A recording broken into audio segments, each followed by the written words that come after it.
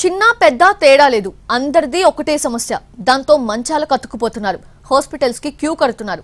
వరంగల్ జిల్లాను మాయదారి రోగం ఉరుకులు పరుగులు పెట్టిస్తోంది.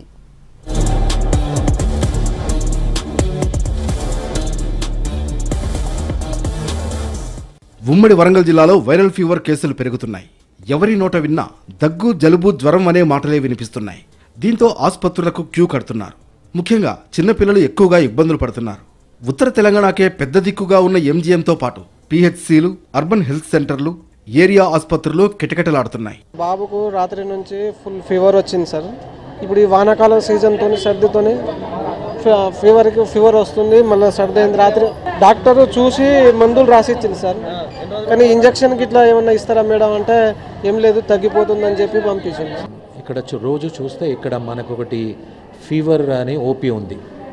ఆ ఓపీలో చాలా మటుకు అప్పర్ రెస్పిరేటరీ ట్రాక్ అంటే ఈ లంగ్స్కి సంబంధించిన వైరల్ ఇన్ఫెక్షన్ చాలా వస్తున్నాయి. ఈ సీజనల్ చేంజెస్ బట్టి, వర్షాకాలం దాన్ని బట్టి ఈ రెస్పిరేటరీ ఇన్ఫెక్షన్, స్పెషలీ వైరస్ ఇన్ఫెక్షన్లు చాలా కామన్గా వస్తున్నాయి. ఇప్పుడు చూస్తే డెంగ్యూ ఫీవర్ కామన్గానే ఉంది.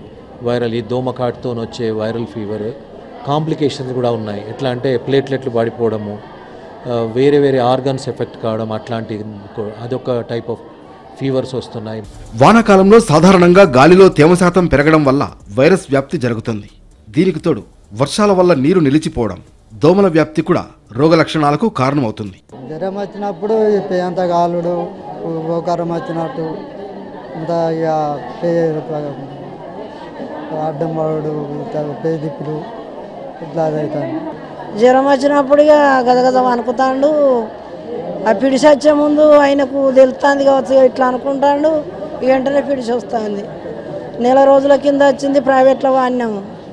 ఏ డబ్బులు లేవమ్మా అని అంటే ఇప్పుడు 4 రోజుల ఎడికి తిరగబట్టి. 10 రోజులుగా జిల్లాలో కురుస్తున్న వర్షాలతో సీజనల్ వ్యాధులు మరింత విజృంభించాయి. ఎంజీఎంలో డెంగ్యూ కేసులు కూడా రిపోర్ట్ అవుతున్నాయి. వారంలో 3-4 పాజిటివ్ కేసులు రావడం ఆందోళన కలిగిస్తోంది. మరోవైపు గ్రామాల్లో పారిశుద్ధ్య లోపం వల్లే సీజనల్ వ్యాధులు పెరుగుతున్నాయని ఆరోపిస్తున్నారు. పారిశుద్ధ్య నిర్మూలనపై దృష్టి పెడితే అదుపులోకి వచ్చే అవకాశం ఉంది.